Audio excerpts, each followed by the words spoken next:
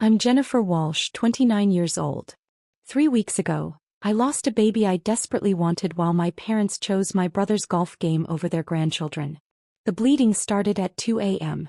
Not the light spotting my doctor had warned me might happen. Heavy, terrifying bleeding that soaked through everything in minutes. I was 12 weeks pregnant, just past the point where I'd started to believe this baby might actually make it. My husband Derek was in Boston for a critical client presentation. He'd left the night before, kissing my still flat stomach and promising to be home by Friday. It was only Tuesday.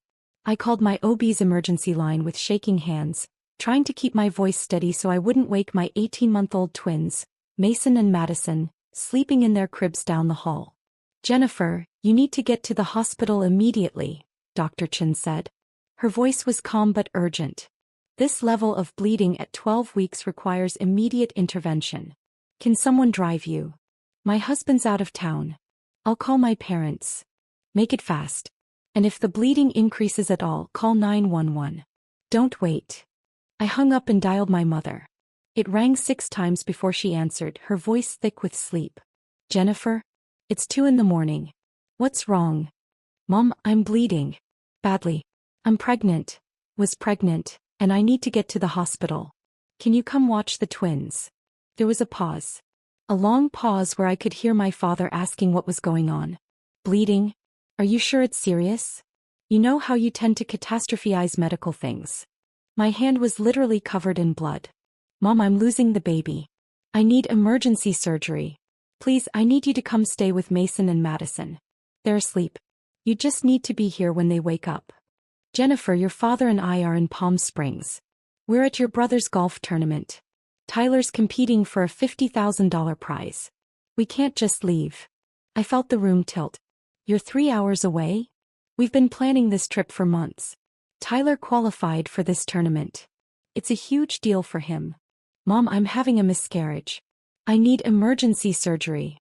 "Are you absolutely sure? Sometimes pregnancy bleeding is normal. Remember when you thought you had appendicitis and it was just gas?" I looked down at my blood-soaked pajamas. At the puddle forming on the bathroom floor. "This is not gas, Mom." My father's voice came on the line. "Honey, we paid $2,000 for this tournament weekend. The hotel, the tickets, everything. Can't you call Derek's parents?" "Derek's parents are in Florida. It would take them 8 hours to fly here." "Well, surely you have friends. Or hire a babysitter. This is exactly why people have backup plans." "I didn't plan to have a miscarriage at 2 a.m. "You're always so dramatic about everything," Mom said, taking the phone back. "I'm sure it's not as bad as you think. Just lie down with your feet elevated. If it's still bad in the morning, go to urgent care." The bleeding was getting heavier. I could feel it. "I can't wait until morning. I could bleed out." "Jennifer, don't be ridiculous. You're not going to bleed out from a miscarriage. Women have them all the time." She sighed deeply. "Fine. We'll try to leave early tomorrow. But your father already paid for tomorrow's tournament breakfast, and Tyler's tea time is at 8 a.m. We can probably leave by noon." "Noon? Mom, it's Tuesday morning. I need help now. And we're 3 hours away at your brother's important event. You need to be more understanding. The world doesn't revolve around you." Something inside me cracked. Not my heart, that would come later. Something sharper. Clearer. "You're right," I said quietly. "It doesn't revolve around me. It never has." I hung up. The bleeding intensified. I called 911. The paramedics arrived in 8 minutes. 2 women, both probably in their 30s, calm and efficient. "How far along?" the first one asked as she helped me onto the gurney. 12 weeks. Heavy bleeding for about 20 minutes now. "Any cramping?" "Yes. Getting worse." "Hey. We're going to get you to County General. They have an excellent OB emergency team." She looked around my bedroom. "Is anyone here with you?" "My twins. 18 months old. They're asleep in the nursery." "Is someone coming to watch them?" I felt the tears start. "No. My husband's in Boston. My parents are in Palm Springs and won't leave my brother's golf tournament." The second paramedic's face hardened. "They won't leave a golf tournament for their daughter's medical emergency?" "Apparently not.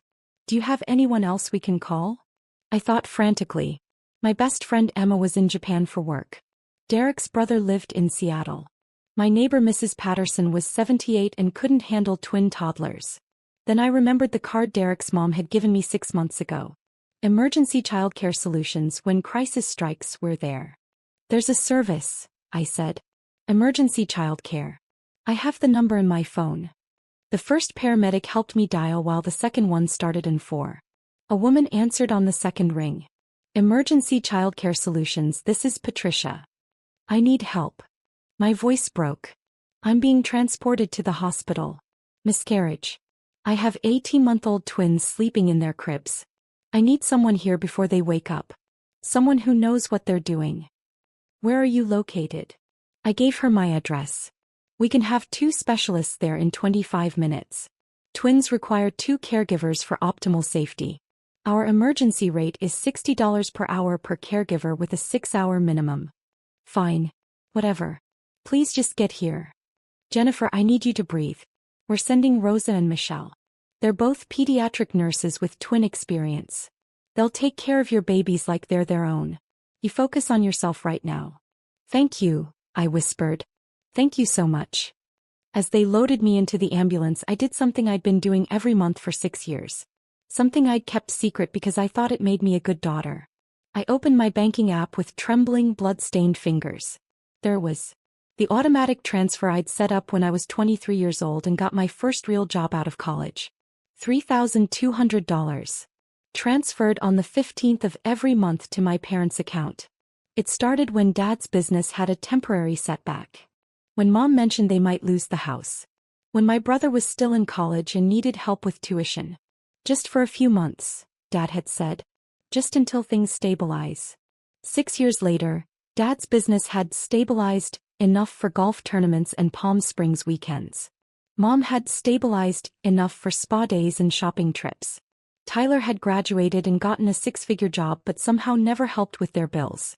And I'd kept sending money because no one ever told me to stop. Because I thought that's what good daughters did. $3,200 a month. 12 months a year. 6 years. $230,400. Nearly $250,000 to parents who couldn't drive 3 hours to help me during a miscarriage. I canceled the automatic transfer. Then I set up a new one. Same amount, $3,200 per month, to a college fund for Mason and Madison. The paramedic squeezed my hand. You're doing great. Stay with us. But I wasn't thinking about the blood or the pain or the baby I was losing. I was thinking about how my parents had chosen golf over their grandchildren. How they'd called me dramatic while I bled out. How I'd paid for that golf tournament with money they never earned. If you're genuinely enjoying this story, could you take a moment to hit that like button? It really helps me continue creating these stories. The ER was chaos and urgency. Dr. Chin met me there already in scrubs. Jennifer, we need to do an emergency DNC. You're hemorrhaging. We need to stop the bleeding before you go into shock. The baby. Her face was gentle. I'm so sorry. There's no heartbeat. Your body is trying to miscarry but tissue is retained. That's causing the hemorrhage. I'd known. Deep down I'd known when the bleeding started. But hearing it made it real. Okay, I whispered. Do what you need to do. We'll put you under general anesthesia. The procedure takes about 20 minutes. You'll wake up in recovery. Bye twins. I need to call. We'll make sure you have a phone as soon as you're awake. But right now we need to move fast. As they wheeled me toward the OR, my phone rang. Dirk. Babe, I got your voicemail. Oh my God. I'm at the airport. I'll be there in 4 hours. The twins. I called my mom. She's already on a plane. She'll land in 6 hours. She's got Rosa and Michelle's contact info. She'll coordinate everything. Your mom is flying here from Florida? Of course she is. Your family. That's what family does. His voice cracked. I'm so sorry I'm not there. I'm so sorry. It's not your fault. Did your parents? They're at Tyler's golf tournament. They can't leave. Silence. Then Derek's voice, cold and hard in a way I'd never heard before. They chose golf over you? Apparently. Jennifer, I swear to God. Derek, I canceled the money. The $3,200 a month. It's gone. I redirected it to the twins' college fund. Another pause. You've been sending them $3,200 a month? For 6 years. That's. I could hear him doing the math. That's over $230,000. I know. And they won't leave a golf tournament to help you? I know. The anesthesiologist was preparing the medications. We need to start, she said gently. I have to go, I told Derek. I love you. I love you too. I'll be there as soon as I can. And Jennifer? Your parents are done. You hear me? They're done. The world went fuzzy as the anesthesia took hold. I woke up in recovery to the sound of voices. 2 women arguing in the hallway. Absolutely unacceptable. Your daughter is in the hospital after emergency surgery and you're worried about money? My mother's voice. That's not fair, Patricia. You don't understand the situation. I understand perfectly. Jennifer called you at 2 a.m. hemorrhaging from a miscarriage and you chose a golf tournament. We were 3 hours away. What were we supposed to do? Drive. Immediately. Like I did from Florida. Like any decent parent would do. I tried to sit up. A nurse was there instantly. Easy. You're still woozy from anesthesia. Who's out there? Your mother-in-law arrived about an hour ago. She's been addressing some concerns. Patricia Walsh, Derek's mother, was a force of nature. She'd been a labor and delivery nurse for 30 years before retiring. She didn't tolerate nonsense. And apparently she didn't tolerate my mother. You don't get to judge us, Mom was saying. We've been good parents. We've sacrificed everything for our children. Really? Because from where I'm standing, your daughter has been sacrificing for you. Want to know how I know? Patricia, don't. Jennifer's bank records were pulled for the emergency childcare service. Standard procedure for establishing payment. You know what they found? Monthly transfers of $3,200 to your account. For 6 years. That's $230,400. Silence.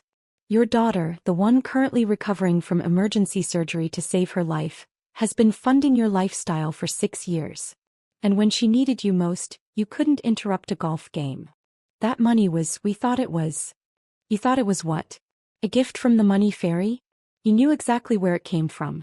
You just didn't care. My father's voice now. We're here now, aren't we? We drove straight from Palm Springs. You're 12 hours late. Your daughter went through surgery alone. Your grandchildren woke up to strangers because you wouldn't leave a golf course. The childcare service took care of it. A childcare service Jennifer had to hire from an ambulance while bleeding out because their own grandparents couldn't be bothered. The nurse helping me was trying not to smile. Your mother-in-law is something else. She's amazing, I whispered. She's been here since she landed. Wouldn't leave your side. Coordinated with the childcare team. Called your husband every hour with updates. Handled all the insurance paperwork. The nurse adjusted my four. She also banned your parents from your room until you're ready to see them. She can do that? She's listed as your medical advocate while Derek's in transit. She absolutely can do that. I heard footsteps. Patricia appeared in the doorway, her silver hair slightly disheveled, her eyes fierce. You're awake.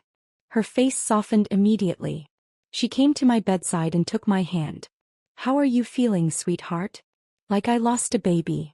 I know. I'm so sorry. She brushed hair from my forehead. The procedure went well. No complications. You'll need to rest for a few days, but physically you'll heal. The twins.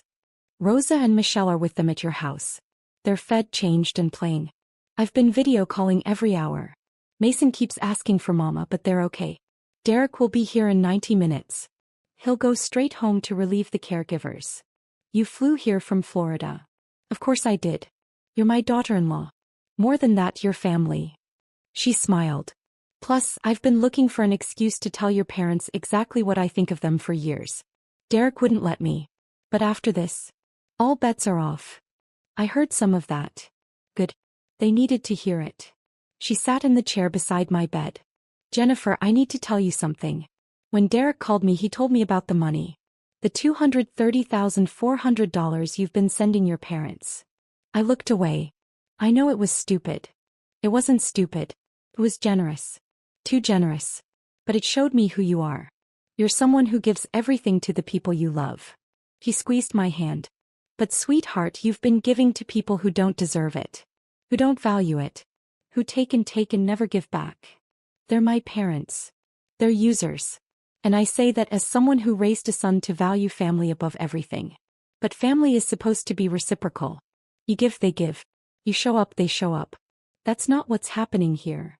The door opened. Derek burst in, still in his suit from the presentation, his face drawn and pale. Jen. He crossed to me in 3 strides, wrapping his arms around me carefully. Oh God, I'm so sorry. I'm so sorry I wasn't here. You're here now. He pulled back, touching my face like he needed to confirm I was real. Mom filled me in. The surgery went well. You're okay. Physically. The baby. I know. His eyes filled with tears. I know. We'll grieve together. But right now I'm just grateful you're alive. Patricia stood. I'll give you two some privacy. Derek, I'm going to your house to relieve Rosa and Michelle. You stay here as long as Jennifer needs. Mom. Derek caught her hand. Thank you. For everything. That's what mothers do, honey. They show up. She looked pointedly at the door where my parents were presumably still waiting. Real mothers, anyway. After she left, Derek sat on the edge of the hospital bed holding both my hands. I talked to your parents in the hallway, he said. Before my mom got there. What did they say? Your dad asked if you were okay. Your mom asked if the hospital would let them visit despite the misunderstanding with Patricia. He took a deep breath. Then your dad asked if you'd canceled the monthly payment on purpose or if it was a banking error. I closed my eyes. Of course he did. Jennifer, I lost it. I told him that his daughter almost bled to death and his first concern was money. That you'd been funding their lifestyle for 6 years while struggling as a young mother with twins. That they didn't deserve a dime of your money or a second of your time. What did he say? That I was being disrespectful. That they'd raised you and deserved support in their retirement. That the money was just helping family, and they'd assumed it was a gift. A gift they never acknowledged or thanked me for. Exactly. Derek's voice was shaking. Then your mom said something that made me want to throw them both out of the hospital. What? She said, Jennifer's always been overly emotional about these things. She'll understand once she calms down. We're still her parents. I felt something inside me go very still. Very calm. Derek, I need you to do something for me. Anything. I need you to tell them they can leave. That I don't want to see them. That when I'm ready to talk I'll reach out. But right now they need to go. Are you sure? I've never been more sure of anything in my life. He kissed my forehead. Consider it done. I heard Derek's voice in the hallway. Firm. Final. You need to leave. Jennifer doesn't want to see you right now. My mother. That's ridiculous. We're her parents. We have a right. You have no rights here. You gave those up when you chose golf over your daughter's medical emergency. Derek, you're overreacting. Your mother has poisoned you against us. My mother told me the truth. Something you've apparently never done. My father. Now listen here, young man. No, you listen. Jennifer almost died today. She lost a baby she desperately wanted. She needed you and you weren't there. You've been taking her money for 6 years and giving nothing back. That ends now. That money was a gift. A gift you never thanked her for. A gift you treated like an entitlement. A gift that's now going to your grandchildren's college fund instead. Silence. Then my mother's voice, cold. She's going to regret this. Family is forever. She can't just cut us out. Watch her, Derek said. Now leave before I have security escort you out. I heard footsteps retreating. Then Derek was back, his face flushed with anger. They're gone. Thank you. Jen, I need to say something. I knew you were sending them money. Not how much, but I knew. And I should have questioned it. I should have asked why. I should have protected you from them. You didn't know. I should have. I should have seen the pattern. The way they always called you dramatic. The way they dismissed your needs. The way they used you. Derek. I'm serious. I'm your husband. I'm supposed to protect you from people who hurt you, even if those people are your parents. Especially if those people are your parents. I pulled him down to me. You're protecting me now. That's what matters. We held each other while I cried. Not just for the baby I'd lost, but for the parents who'd shown me exactly who they were. For the daughter I'd been, always trying to earn love that should have been free. 3 days later I was home. Patricia had stayed, sleeping in our guest room, helping with the twins, cooking meals, managing the recovery process like the nurse she'd been for 3 decades. Mason and Madison didn't understand why Mama was sad and had to rest. But they understood that Grandma Patricia was there and she gave the best hugs and made the best pancakes. Derek had taken a week off work. The client presentation had gone so well they'd landed the account, but Derek had made it clear. Family came first. Always. My parents had called 17 times. I'd answered none of them. On day 4 a letter arrived. Handwritten from my mother. Jennifer, I don't understand why you're doing this. We're your parents. We love you.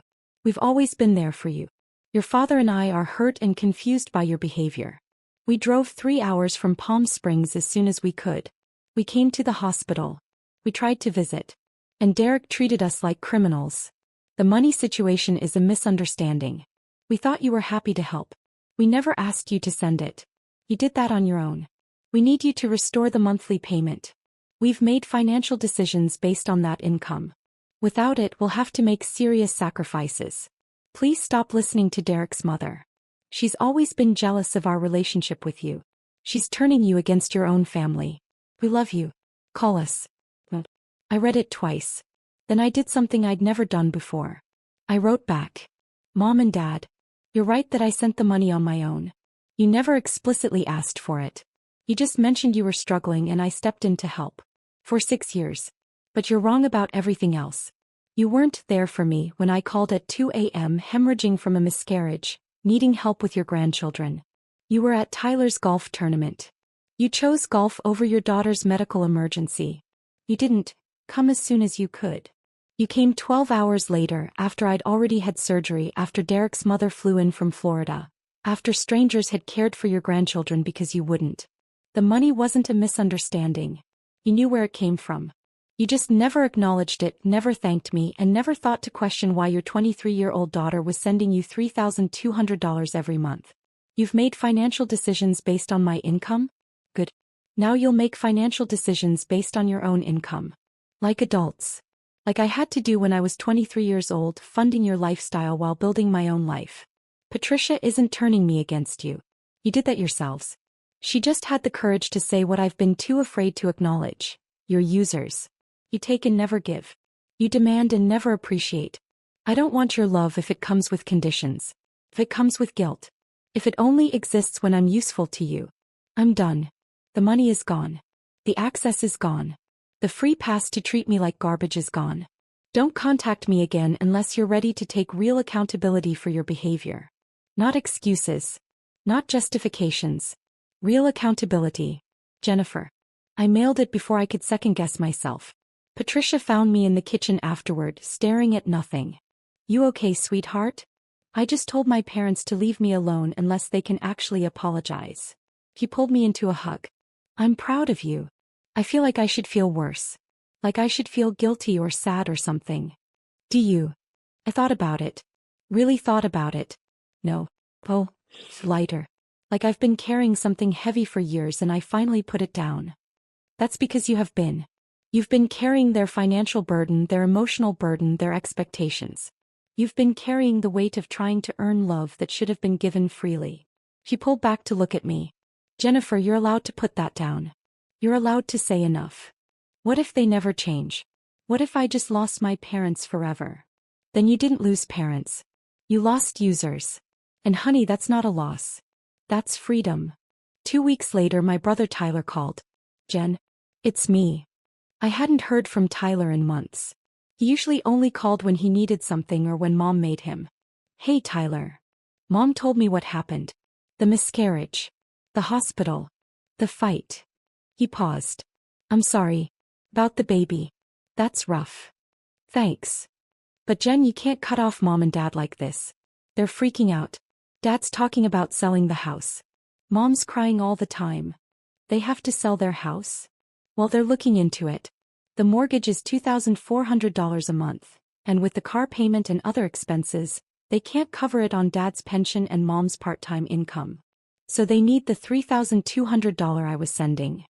I mean, yeah. They kind of built their budget around it. I laughed. Actually laughed. Tyler, they built their budget around money I was sending them starting when I was 23 years old.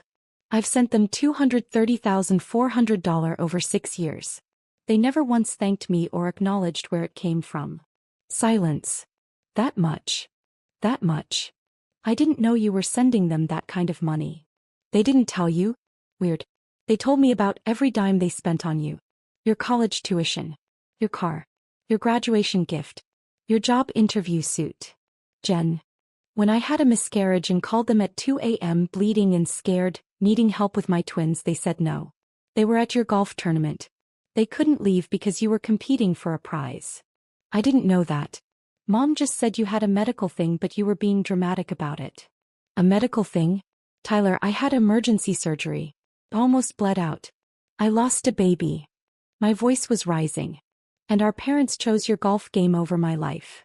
That's not. They came to the hospital later, right? 12 hours later. After Derek's mom flew in from Florida. After I'd already had surgery. After strangers took care of their grandchildren because they wouldn't. Long pause. Shit, Jen. I didn't know. No one ever tells you the whole story, do they? You just get mom's version. Where I'm dramatic and unreasonable and causing problems. What do you want me to do? Nothing. This isn't your problem to fix. But Tyler, if mom and dad need money, maybe you should help them. You make 6 figures. You live in a paid-off condo they bought you as a graduation gift. Maybe it's your turn to be the good child. I have expenses. So do I. I have 18-month-old twins. I just lost a baby. I'm recovering from surgery. But somehow I managed to send mom and dad $3,200 a month for 6 years. I'm sure you can figure something out. Jen, come on. I have to go. Mason's crying. Bye, Tyler. I hung up. Derek had been listening from the doorway. Tyler wants you to fix it? Tyler wants someone else to fix it. Preferably me. Because that's always been my role. He came over and wrapped his arms around me from behind. I'm sorry your family is like this. I have a family. The twins. Your mom. That's enough. 1 month after the miscarriage, my parents' lawyer sent a letter. They were suing me for financial abandonment and breach of oral contract. I called Derek's lawyer immediately. Marcus Levine was a sharp corporate attorney who'd handled our house closing and wills. Jennifer, this is nonsense, Marcus said after reviewing the letter. There's no such thing as financial abandonment in this context. And they'd have to prove an oral contract existed, which requires consideration, terms, and mutual agreement. Did you ever sign anything? Agree to specific terms? No. I just started sending money when they said they needed help. They never asked me to stop. Then they have no case. But they're clearly trying to intimidate you into resuming payments. What do I do? We send a response. We outline the facts. You voluntarily provided financial assistance with no contractual obligation. You ceased that assistance at your discretion. You owe them nothing legally or morally. He paused. Jennifer, if you want, we can go further. We can countersue for emotional distress based on their refusal to help during your medical emergency. Would that work? Probably not. But it would send a message that you're not backing down. Do it. Marcus drafted a response so comprehensive, so devastating in its documentation of my parents' behavior, that their lawyer withdrew the suit within a week. But the letter accomplished something else. It laid out in legal language every terrible thing my parents had done. Asterisk refused emergency assistance to their daughter during life-threatening medical crisis. Asterisk abandoned care responsibilities for their grandchildren. Asterisk accepted $230,400 over 6 years without acknowledgement or gratitude. Asterisk demanded continued payments despite daughter's medical trauma and financial needs. Asterisk attempted legal intimidation when free money stopped. My parents' lawyer had called Marcus personally. My clients didn't tell me the full story. I wouldn't have taken this case if I'd known. Please convey my apologies to Ms. Walsh. 3 months after the miscarriage, Derek and I went to therapy. We needed help processing the loss, the family betrayal, all of it. Our therapist, Dr. Reeves, listened to the whole story over 2 sessions. Jennifer, I want you to do an exercise, she said. I want you to list everything you've given your parents over the years. Not just money. Everything. I thought about it. Then I started listing. Money. $230,400 total. Time. Hours and hours helping them move, organizing their garage, managing their medical appointments. Emotional labor. Always being available when they needed to vent or needed advice. Grandchildren. Mason and Madison, who they've seen maybe 20 times in 18 months. Forgiveness. For missed birthdays, forgotten holidays, constant criticism. Free passes. For calling me dramatic, for dismissing my needs, for favoring Tyler. Now list what they've given you in the past 6 years. I sat in silence. Jennifer, what have they given you? Criticism. Disappointment. Guilt. Anything positive? I thought harder. They came to the twins' birth. They stayed for 2 hours. They came to my college graduation. They gave me a card with $50. In 6 years, during which you gave them nearly $250,000 and countless hours of labor and emotional support, they gave you $50 and brief appearances at major life events. Seeing it laid out like that broke something open in me. I've been in a one-way relationship with my parents my entire adult life. Yes, Dr. Reeves said gently. And probably before that too. You just didn't have the perspective to see it. Why did I keep giving? Because you were hoping that eventually if you gave enough they'd give back. They'd see your worth. They'd love you the way you deserved. She leaned forward. But Jennifer, some people are takers. They'll take everything you offer and ask for more. They'll never be satisfied because the problem isn't how much you're giving. The problem is who they are. Derek took my hand. Your parents will likely never understand why you cut them off, Dr. Reeves continued. In their minds they'll always be the victims. You'll always be the ungrateful daughter. And you need to make peace with that. How? By accepting that their opinion of you doesn't define your worth. By building a life with people who actually value you. By letting go of the fantasy of who you wish they were and accepting who they actually are. 6 months after the miscarriage, I got pregnant again. We didn't tell anyone for weeks. We were terrified. Every twinge, every moment of discomfort sent me into panic. But at 20 weeks we had the anatomy scan. Healthy baby girl. Strong heartbeat. Everything perfect. Patricia cried when we told her. I'm going to be a grandmother again. A real grandmother this time. You're already a real grandmother, Derek said. Mason and Madison love you. I know. But this one I'll get to know from the beginning. She hugged me carefully. Jennifer, I'm so happy for you both. We're not telling my parents, I said. I need you to know that. When the baby comes they won't know. They won't be invited to meet her. I understand. And I support you completely. At 32 weeks I got an email from my mother. The first contact in 6 months. Jennifer, your cousin Amanda told me she saw you at the grocery store. She said you're pregnant. Very pregnant. I can't believe you didn't tell us. We're going to be grandparents again and we had to hear it from a cousin? This is cruel. Whatever you think we did wrong, we don't deserve this. We deserve to know our grandchildren. We'll be at the hospital when you deliver. We have a right to meet our granddaughter. I didn't respond. Instead, I called the hospital and put them on a no-access list. The staff assured me that without being on my approved visitor list, they wouldn't even be told I was there. At 38 weeks I went into labor. Patricia drove me to the hospital while Derek stayed with the twins. Elena Rose Walsh was born at 3:47 a.m. Perfect. Healthy. Beautiful. Patricia was in the delivery room cutting the cord, crying happy tears. She's gorgeous, Patricia whispered.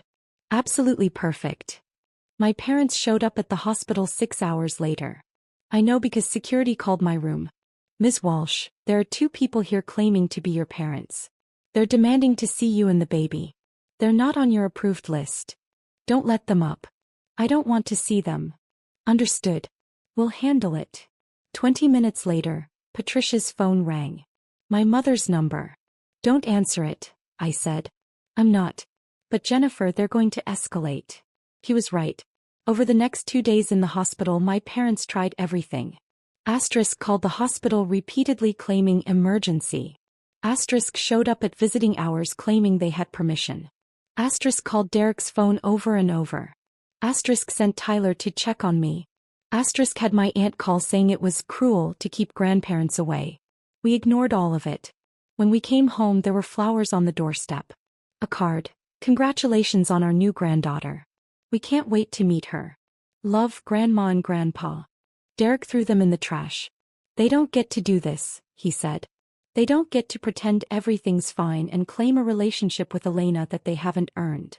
1 year after Elena was born on her first birthday, my parents sent a gift. A large box containing a silver baby brush and mirror set, expensive and engraved. To our precious granddaughter Elena. With love from Grandma and Grandpa. There was a note for me. Jennifer, we've given you space like you asked. It's been over a year. Surely that's enough time for you to calm down and see reason. We're sorry if we hurt you. We never meant to. We love you and we want to be part of our grandchildren's lives. Can we please start over? Mom and Dad. I read it 3 times. Looking for real accountability. For understanding of what they'd actually done wrong. All I found was sorry if we hurt you, the classic non-apology. And the implication that I was the problem, the one who needed to calm down and see reason. I packed the gift back up and mailed it back with a note. Mom and Dad. Sorry if we hurt you, isn't an apology. It's a dismissal. Real accountability would sound like, we're sorry we refused to help during your medical emergency. We were wrong to prioritize a golf tournament over your life. We were wrong to take your money for 6 years without acknowledgement. We understand why you set boundaries and we respect them. Until you can offer real accountability, we have nothing to discuss. Don't send gifts for children you haven't met and don't have a relationship with. Don't pretend everything's fine. Don't ask me to start over when you haven't addressed what went wrong in the first place.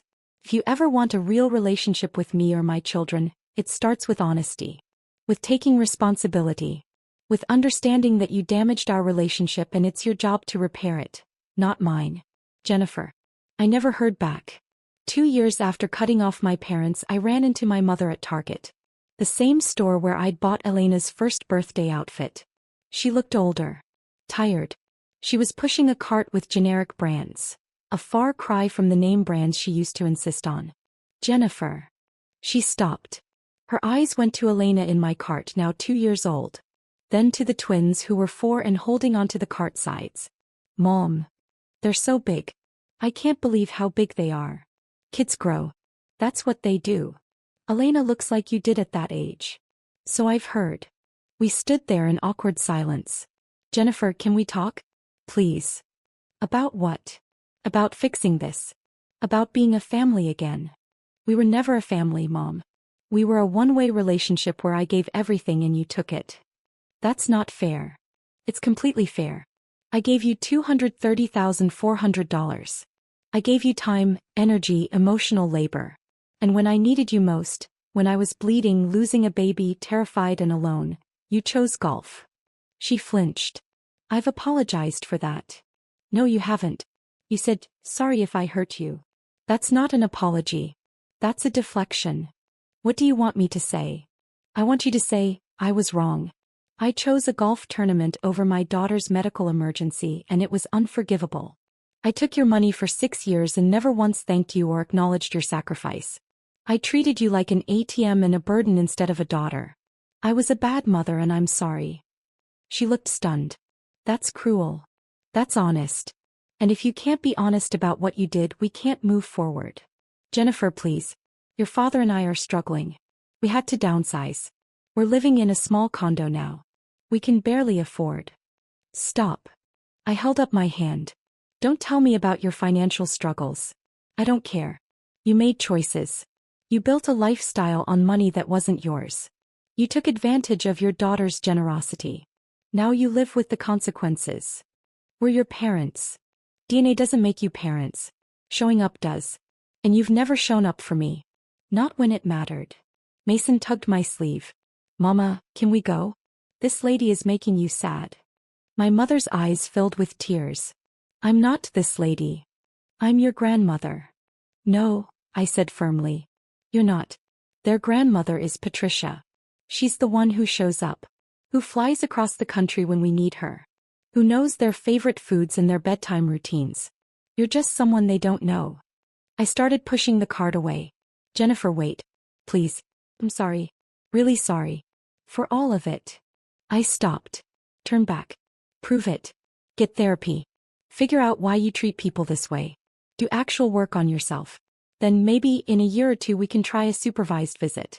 Maybe. A year or 2? You had 6 years of my money and 18 months of my children's lives that you didn't bother to be part of. You can wait a year or two to see if I'm willing to give you another chance.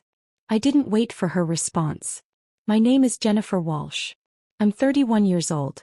I'm a mother of 3, a wife and a daughter-in-law to the best mother-in-law in the world. I used to be a daughter too. But I learned that being someone's child doesn't obligate you to fund their lifestyle or accept their mistreatment. 2 years ago, I had a miscarriage and my parents chose my brother's golf tournament over helping with their grandchildren. I was sending them $3,200 a month, $230,400 over 6 years, and they couldn't spare 3 hours to drive to my emergency. So I stopped the payments. I cut them off. I set boundaries. And I built a family with people who actually show up. Who choose me. Who value me as more than a source of money and convenience. Derek's mother flew from Florida to be there during my surgery. She banned my parents from my hospital room. She told them exactly what they were. And she's been my children's real grandmother ever since. I've lost a lot. I lost a baby I wanted desperately. I lost the parents I wished I had. I lost the fantasy of what family was supposed to be. But I gained so much more. Peace. Self-respect. A clear understanding of my worth. Children who will grow up knowing that love doesn't come with conditions. That family is who shows up. If there's anyone out there who's been the family ATM, who's been funding their own mistreatment, who's been told they're dramatic when they express legitimate needs, I want you to know something. You are not obligated to maintain relationships with people who only love what you provide. You are allowed to stop funding people who refuse to show up for you. You are allowed to protect yourself and your children from toxic people, even if those people are your parents.